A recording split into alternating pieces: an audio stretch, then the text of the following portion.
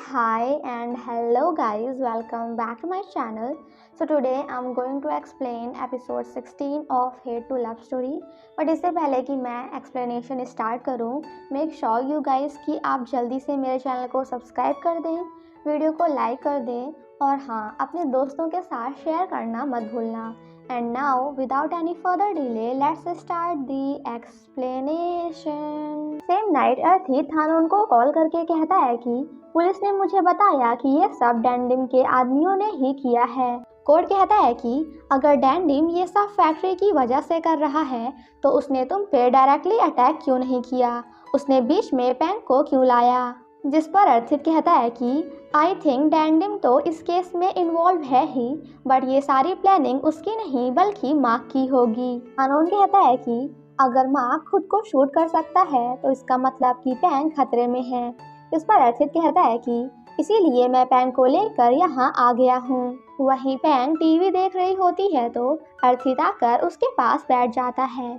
पैंग कहती है कि तुम्हें जाकर थोड़ा रेस्ट कर लेना चाहिए. तो अर्थित कहता है कि मैं तुम्हारे साथ बैठकर ये शो देखना चाहता हूँ. जिसके बाद वो पैंग के और भी ज्यादा क्लोज जाकर उसके पास बैठ जाता है. तो पैंग शॉक्ड होकर उसे देखती रहती है. अर्थित पहले तो पैंग का हाथ पकड़ता है एंड देन धीरे धीरे अपना सर उसके शोल्डर पर रख देता है, जिसे देखकर पैंग थोड़ा कंफ्यूज हो जाती है और तभी उसे पुरानी बातें याद आती हैं जहां उसने भी अर्थित के साथ बिल्कुल ऐसा ही किया था.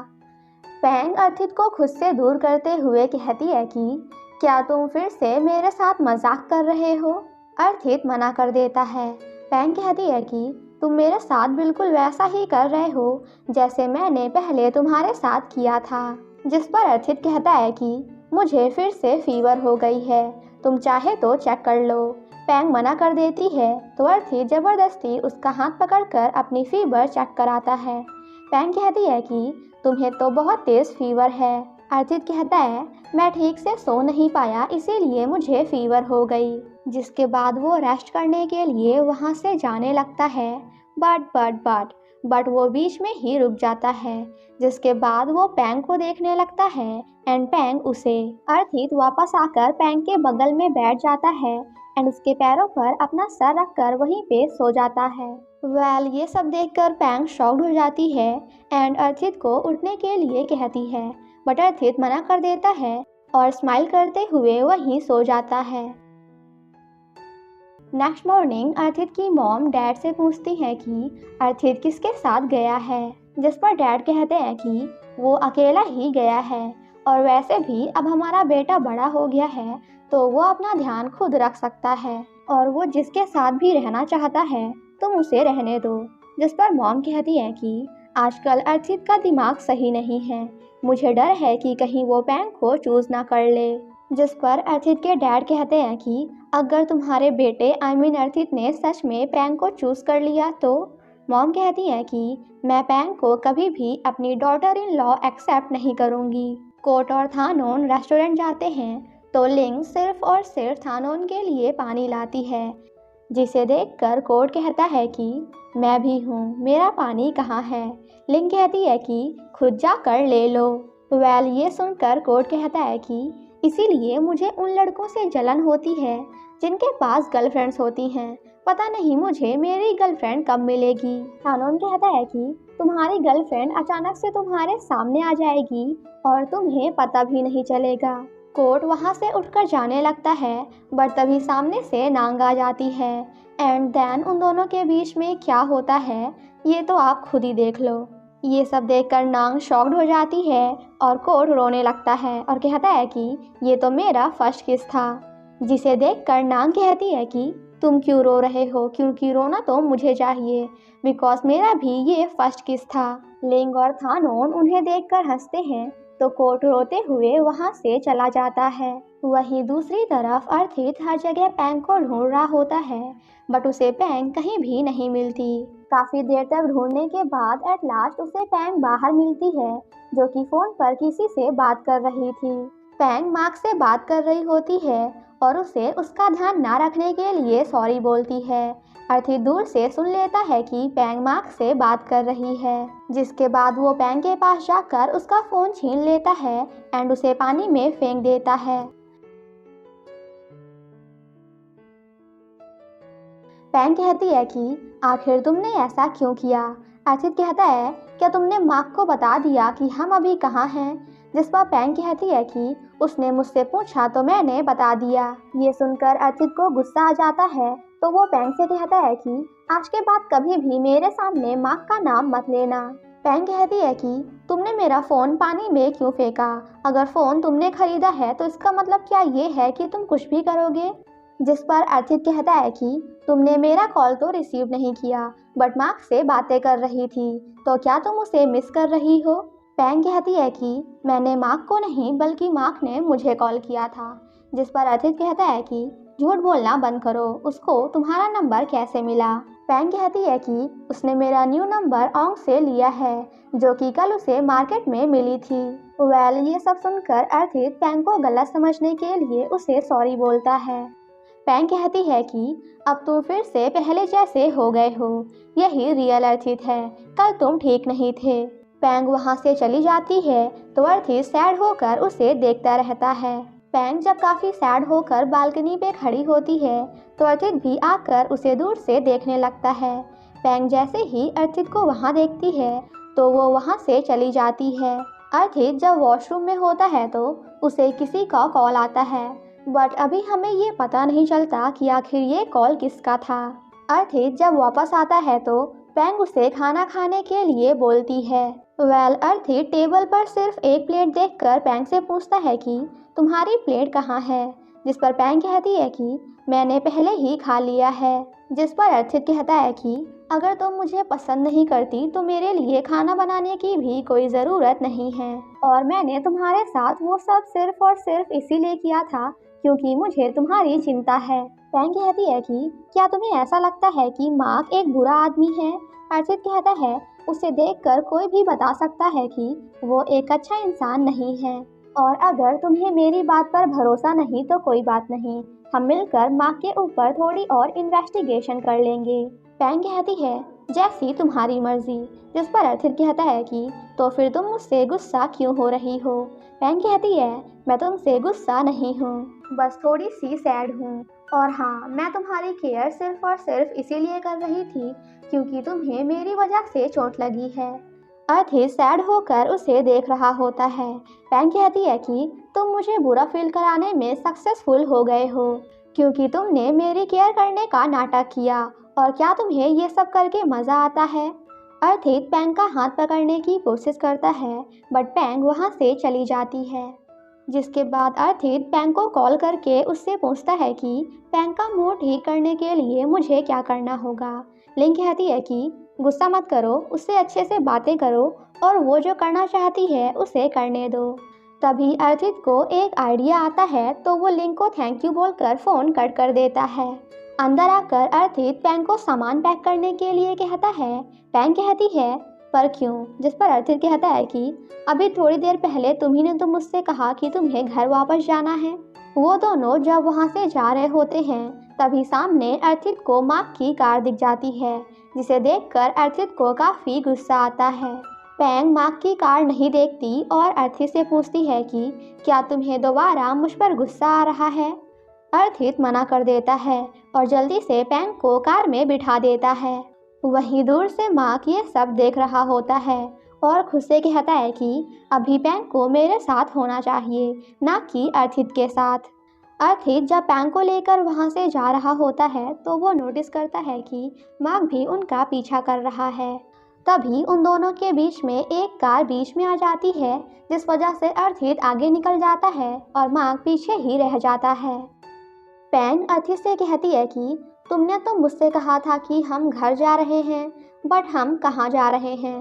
जिस पर अर्थित कहता है कि हम बस पहुँचने ही वाले हैं।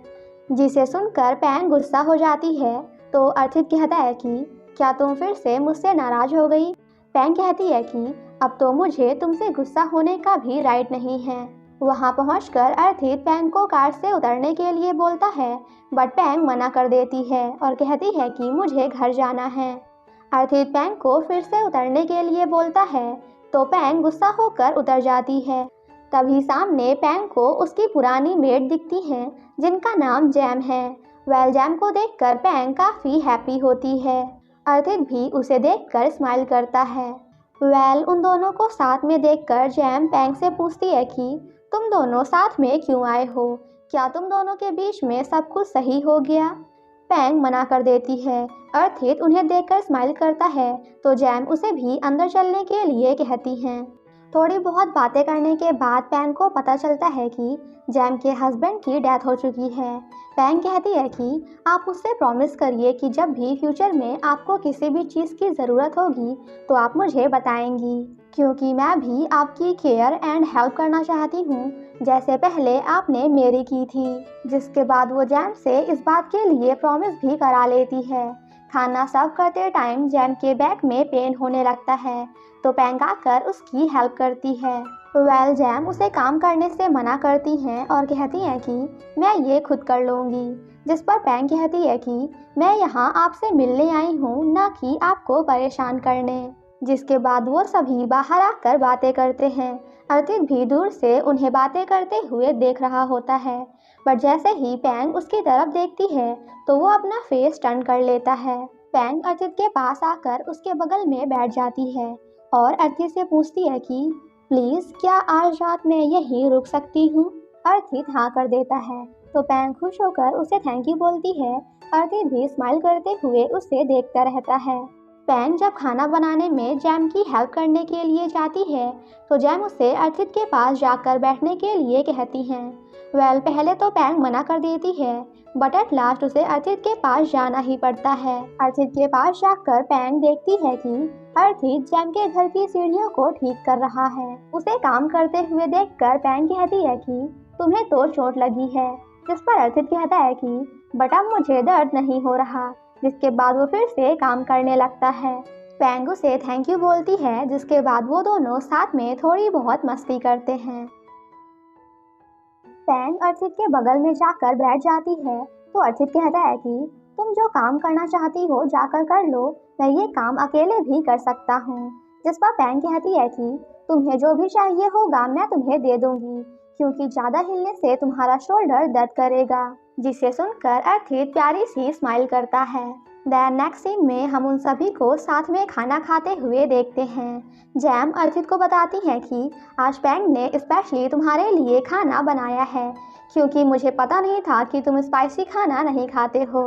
ये सुनकर अर्थित पैंग से मजाक करते हुए कहता है कि क्या खाना खाने लायक है? तो पैंग कहती है कि मुझे हल्के में मत लेना, क्योंकि खाना बनाने में तो मैं मास्टर शेफ हूँ। उन दोनों को साथ में इतना हैप्पी देखकर जैम भी काफ़ी खुश हो जाती है। खाना खाने के बाद जब जैम बर्तन धुल रही होती हैं, तो अर्थित भी उनके पास जाकर बैठ जाता है और बर्तन धुलने में उनकी हेल्प करता है। वहीं दूसरी तरफ हम पैंग को देखते हैं, जो कि अकेले रीवा के पास बैठी होती है। तभी वहाँ अर्थित आकर उससे पूछता है कि क्या मैं यहाँ बैठ सकता हूँ? तो पैंग हाँ कर देती है, तो अर्थित उसके बगल में बैठ जाता है। पैंग अर्थित को जैम से मिलाने के लिए थैंक्स बोलती है, तो अर्थित स्माइल कर देता है। पैंग उससे पूछती है कि वैसे तुम मुझे जैम से मिलाने क्यों लाए? जिस पर अर्थित कहता है कि क्योंकि तुम्हें देखकर मुझे ऐसा लग रहा था कि जैसे तुम जैम को मिस कर रही हो और उनसे मिलना चाहती हो। पैंग कहती है तुम्हें कैसे पता चला कि मैं जैम को मिस कर रही हूँ और उनसे मिलना चाहती हूँ? अर्थित कहता है वैसे तुम्हारे क्वेश्चंस कब खत्म होंगे? पैंग कहती है मैं तो बस जानना चाहती हूँ। अर्थित कहता है मुझे पता है कि जो लोग जिनसे प्यार करते हैं उनसे मिलकर खुश होते हैं। जिसके बाद वो दोनों एक दूसरे को देखकर स्माइल करते हैं। नेक्स्ट सीन में हम अर्थित को देखते हैं, जो कि कपड़े फोल्ड कर रहा होता है। तभी थोड़ी देर बाद उसे पैंग के चिल्लाने की आवाज़ आती है, तो वो काफ़ी ज़्यादा डर जाता है। वहीं दूसरी ओर हम पैंग को देखते हैं, जो कि ठंडे पानी में नहाने की वजह से चिल्ला रही थी। अर्थित भागते हुए पैंग के पास जाता है और पूछता है कि क्या हुआ। पैंग कहती है पानी बहुत ही ज़्यादा ठंडा है, ये सुनकर अर्थित रिलैक्स फील करता है और कहता है कि तुम्हारी चीख ने तो मुझे डरा ही दिया था। जिसके बाद अर्थित पैंग के लिए पानी गर्म करके लाता है तो पैंग उसे थैंक्स बोलती है। अर्थित जाकर वहीं पे बैठ जाता है। पैंग कहती है मुझे नहाना है। अर्थित कहता है तो नहा लो, रोका किसने है। पैंग शॉक्ड होकर उसे देखने लगती है तो अर्थित कहता है कोई बात नहीं, मैं अपनी आंखें बंद कर लूँगा। पैंग उसे देखती रहती है। अर्थित अपनी आंखें क्लोज कर लेता है पर फिर भी पैंग उसे ही देख रही होती है। तो अर्थित कहता है ठीक है, मैं दूसरी तरफ फेस करके बैठ जाता हूँ। उसकी ऐसी हरकतें देखकर पैंग उसे फिर से अंदर जाने के लिए कहती है तो अर्थित पहले तो उसे देखकर स्माइल करता है एंड देन अंदर चला जाता है। उसके जाने के बाद पैंग भी स्माइल करती है। देन सेम नाइट जैम अर्थित को सॉरी बोलती हैं क्योंकि उनका घर छोटा है और उनके पास एक्स्ट्रा ब्लैंकेट्स भी नहीं हैं। जिसे सुनकर अर्थित कहता है कि कोई बात नहीं, मैं बाहर सो जाऊंगा। पैंग अर्थित के पास जाकर उससे धीरे से पूछती है कि क्या सच में तुम्हें कोई प्रॉब्लम नहीं होगी। अर्थित कहता है क्या तुम्हें मेरी चिंता हो रही है। तो पैंग हाँ करती है। जिसे सुनकर अर्थित कहता है कि जब तक तुम मेरी केयर करोगी और मेरी चिंता करोगी तब तक मुझे कोई प्रॉब्लम नहीं होगी। एंड देन स्माइल करता है। जिसके बाद पैंग वहाँ से चली जाती है। अंदर जाने के बाद पैंग को टेंशन होती है कि कहीं अर्थित को ठंड ना लग जाए तो वो चुपके से अपना ब्लैंकेट अर्थित को देने जाती है बट अर्थित वहाँ नहीं होता। पैंग उसे ढूंढने लगती है तो वो उसे बाहर बैठा हुआ मिलता है। जिसके बाद पैंग भी उसके पास जाकर बैठ जाती है तो अर्थित उसे स्माइल करते हुए देखता है। पैंग अर्थित को अपनी ब्लैंकेट दे देती है तो अर्थित कहता है कि तो फिर तुम कैसे सोओगी। जिस पर पैंग कहती है कि अंदर इतनी ज़्यादा ठंड नहीं है और मैं नहीं चाहती कि तुम मेरी वजह से फिर से बीमार हो जाओ। अर्थित पैंग को ब्लैंकेट वापस कर देता है और उसे कहता है कि मैं तुमसे ज़्यादा स्ट्रांग हूँ। पैंग उससे पूछती है कि क्या अब तुम मुझसे नफरत नहीं करते। तो अर्थित कहता है कि मैंने तो तुमसे नफरत करना कब का छोड़ दिया है। जिसे सुनकर पैंग स्माइल करते हुए उसे थैंक यू बोलती है एंड वहाँ से चली जाती है। नेक्स्ट मॉर्निंग जैम अर्थित को बताती है कि मेरे हस्बैंड ने मुझसे कहा था कि मेरी एसेस रिवर में बहा देना क्योंकि उन्हें ये रिवर काफ़ी ज़्यादा पसंद थी बट मैं ऐसा नहीं कर पाई क्योंकि मुझसे बोट चलानी नहीं आती। अर्थित बोट चलाकर उन्हें पानी के बीच में ले जाता है तो वो अपने हस्बैंड की बची हुई रिचुअल्स कंप्लीट कर लेती हैं। जैम को सैड देखकर अर्थित पैंग से पूछता है कि अगर मुझे कुछ हो जाए तो क्या तुम भी मेरे लिए सैड होगी। तो पैंग कहती है कि मैं तुम्हें कुछ होने ही नहीं दूंगी।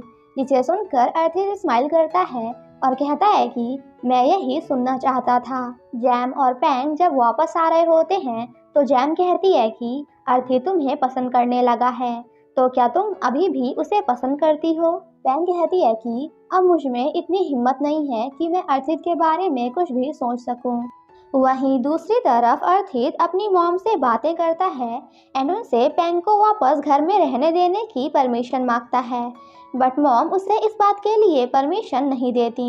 जिसे सुनकर अर्थित सैड हो जाता है। मॉम से बात करने के बाद अर्थित पैंग को ढूंढने लगता है तो जैम उसके पास आकर उससे पूछती है कि क्या तुम्हें पैंग की चिंता है। जिस पर अर्थित कहता है कि पैंग को गए हुए काफ़ी देर हो चुकी है बट वो अभी तक वापस नहीं आया। जैम कहती है कि जब तुम्हारा कार एक्सीडेंट हुआ था तब पैंग ना तो ठीक से सोती थी और ना ही खाना खाती थी, बस गिल्टी फील करती थी और जब वो काफ़ी छोटी थी तभी अचानक उसके पेरेंट्स की डेथ हो गई।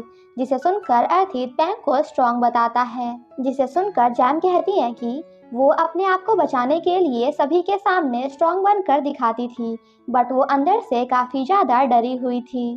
जैम कहती है कि पैंग तो इतनी ज़्यादा डर गई थी कि वो अपने घर भी नहीं जाना चाहती थी, बस वो तुम्हारे साथ तुम्हारे घर में रहना चाहती थी जिस वजह से तुम्हारा एक्सीडेंट हो गया। अर्थित कहता है कि मैं पैंग को ब्लेम नहीं कर सकता बिकॉज इसमें गलती तो मेरी है क्योंकि मैं ही ड्रिंक करके ड्राइव कर रहा था। जैम कहती है कि बट तुम तो जल्दबाजी में घर से बाहर पैंग की वजह से ही गए थे। अर्थित जैम से पूछता है कि क्या मेरे एक्सीडेंट वाली बात को लेकर पैंग अभी भी अपने आप को गिल्टी फील करती है। तो जैम हाँ कर देती है। ये सब बताने के लिए अर्थित जैम को थैंक्स बोलता है। वहीं दूसरी तरफ हम पैंग को देखते हैं जो कि अकेले बैठी होती है। तभी थोड़ी देर बाद वहां अर्थित भी आ जाता है और दूर से ही उसे देख रहा होता है।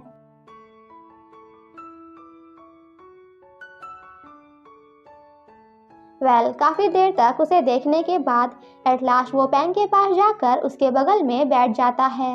वापस आने के बाद पैंग हर जगह जैम को फाइंड करने की कोशिश करती है, बट वो उसे कहीं भी नहीं मिलती। जिसके बाद वो अर्थित के पास जाती है तो अर्थित उसे कहता है कि खाना रेडी है।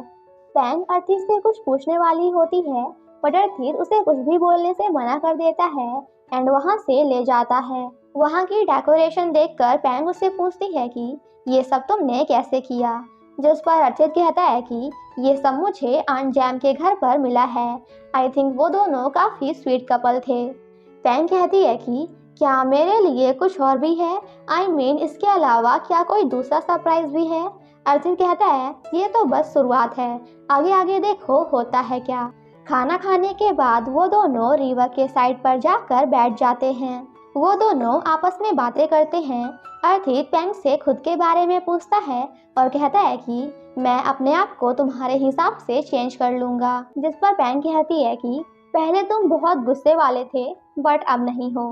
अर्थित कहता है क्या तुम्हें मुझसे डर लगता है। पैंग मना कर देती है और कहती है कि मैं तुम्हारी सारी हरकतें एक्सेप्ट करने के लिए तैयार हूँ। अर्थित रीजन पूछता है तो पैंग कहती है कि अनजाने में ही सही, बट पहले मैंने तुम्हारे साथ जो कुछ भी किया है उसे पूरा करना चाहती हूँ। जिसे सुनकर अर्थित कहता है कि अब तुम्हें कुछ और करने की ज़रूरत नहीं है, क्योंकि अब मैं अपने पास्ट के बारे में सोचना नहीं चाहता हूँ। अर्थित पैंग से कहता है कि मेरे एक्सीडेंट के लिए खुद को ब्लेम करना बंद करो और जो हुआ उसे भूल जाओ। और क्या हम दोनों सब कुछ फिर से स्टार्ट नहीं कर सकते। पैंग कहती है मगर कैसे। अर्थित कहता है क्या तुम मुझे फिर से पसंद करना स्टार्ट नहीं कर सकती। आई मीन मैं चाहता हूँ कि तुम मुझसे फिर से प्यार करने लगो। जिसे सुनकर पैंग शॉक्ड हो जाती है और अर्थित से कहती है कि अब मुझ में ऐसा करने की हिम्मत नहीं है। अर्थित रीजन पूछता है तो पैंग कहती है कि मुझे डर लगता है, क्योंकि पिछली बार तो मैंने तुम्हें ऑलमोस्ट मार ही डाला था और सब लोग मेरे अगेंस्ट हो गए थे, इसलिए मैं नहीं चाहती कि ये सब तुम्हारे साथ दोबारा हो। जिसे सुनकर अर्थित पैंग से कहता है कि मैं तुमसे प्रॉमिस करता हूँ कि ये सब दोबारा कभी नहीं होगा। अर्थित सैड होकर पैंग की बातें सुनता रहता है। पैंग कहती है कि तुम मुझे खुद से दोबारा प्यार करने के लिए क्यों कह रहे हो। अर्थित कहता है क्योंकि मुझे तुमसे प्यार हो गया है इसलिए। पैंग उसे शॉक्ड होकर देखती रहती है। अर्थित कहता है कि क्या तुम मुझसे दोबारा प्यार नहीं कर सकती। पैंग कोई भी आंसर नहीं देती। तो अर्थित कहता है कि अगर तुम मुझे नहीं बताओगी तो कोई बात नहीं, मैं खुद से पता कर लूँगा। जिसके बाद अर्थित क्या करता है ये तो आप खुद ही देख लो।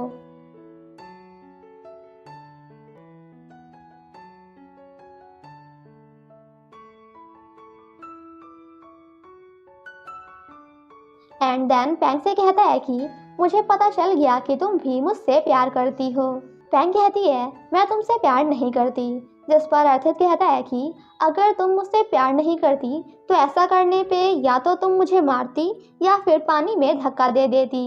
बट तुमने ऐसा कुछ भी नहीं किया। तभी पटाखे फूटने की आवाज़ आती है तो पैंग काफ़ी ज़्यादा डर जाती है, क्योंकि उसे उसके पेरेंट्स की डेथ याद आ जाती है। पैंग को ऐसे देखकर अर्थित उसे हक कर लेता है और कहता है कि ये तो बस पटाखे हैं। देन सेम नाइट अर्थित पैंग के पास पटाखे लेकर आता है तो पैंग कहती है कि मुझे इन चीज़ों से डर लगता है। अर्थित कहता है तुम्हें अपने डर का सामना करना चाहिए ताकि तुम्हारा डर हमेशा के लिए खत्म हो जाए। पैंग भी हाँ कर देती है। पटाखे जलाने के बाद फ्लैशबैक में हमें दिखाया जाता है कि पैंग अपनी मॉम को किसी लड़के के साथ देख लेती है, जिसके बाद वो अपने मॉम एंड डैड की डेड बॉडी देखती है। अर्थित पैंग को देखते हुए कहता है कि तुम्हें डरने की कोई ज़रूरत नहीं है, क्योंकि मैं तुम्हारा साथ कभी भी नहीं छोड़ूंगा। जिसके बाद वो दोनों साथ में काफ़ी मस्ती करते हैं। अर्थित पैंग से कहता है कि तुम्हें इन चीज़ों से डरने की कोई ज़रूरत नहीं है और वैसे भी मैं तुम्हें हमेशा प्रोटेक्ट करूंगा। देन नेक्स्ट मॉर्निंग वो दोनों जैम को गुड बाय बोलकर घर के लिए निकल जाते हैं। रास्ते में अर्थित ओंग को कॉल करके पैंग का सारा सामान पैक करने के लिए कहता है। पैंग उससे ऐसा करने का रीज़न पूछती है तो अर्थित कहता है कि मैंने आंट जैम से प्रॉमिस किया है कि मैं तुम्हारा हमेशा ध्यान रखूंगा, जिसे सुनकर पैंग स्माइल करती है। जिसके बाद अर्थित पैंग को अपने फार्म हाउस में लेकर आता है और उससे कहता है कि जब तक किडनैपर्स का पता नहीं चल जाता तब तक तुम यहीं रहोगी, क्योंकि किडनैपिंग और गन फायरिंग कोई आम बात नहीं है। पैंग उसे ऐसा करने से मना करती है तो अर्थित कहता है कि अगर तुम वहाँ रहोगी तो मुझे तुम्हारी चिंता होगी। जिसके बाद अर्थित सैब से पैंग के लिए नया फ़ोन मंगाता है एंड उससे कहता है कि अभी ये बात किसी को मत बताना कि मैं वापस आ गया हूँ। सैब हाँ करके वहाँ से जाने लगता है तो अर्थित उसे रोक देता है और कहता है कि अगर तुमने ये बात लीक की तो मैं तुम्हारी सैलरी काट लूँगा। जिसे सुनकर सैब डर जाता है और कहता है कि मैं ऐसा कभी भी नहीं करूँगा।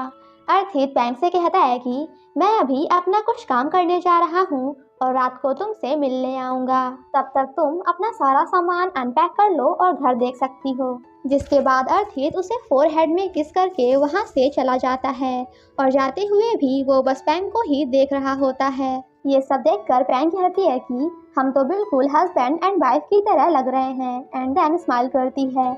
वहीं दूसरी तरफ अर्थित की मॉम सैब से अर्थित के बारे में पूछती हैं बट वो उन्हें कुछ भी नहीं बताता। जिस पर अर्थित की मॉम कहती है कि अगर तुमने मुझे कुछ भी नहीं बताया तो मैं तुम्हें जॉब से निकाल दूंगा। जिसे सुनकर सैब उन्हें अर्थित के बारे में सब कुछ बता देता है। मॉम पूछती है कि अर्थित अभी किसके साथ है। सैब अपने मुंह पर हाथ रख लेता है तो मॉम कहती है कि क्या वो पैंग के साथ है। तभी वहाँ अर्थित के डैड भी आ जाते हैं। अर्थित की मॉम काफ़ी गुस्से में फार्म हाउस की तरफ जाती हैं तो वो दोनों भी उनके पीछे पीछे जाते हैं। वहाँ पहुँचने के बाद अर्थित की मॉम जाकर पैंग को एक चाटा मार देती है, जिसे दूर से सैब भी देख लेता है। ये सब देखकर अर्थित के डैड मॉम से कहते हैं कि आज तुमने सारी लिमिट्स क्रॉस कर दी। और इसी के साथ हमारा ये एपिसोड यहीं पे ख़त्म हो जाता है। Thank you so much guys for watching my explanation. Stay safe and healthy. Bye bye.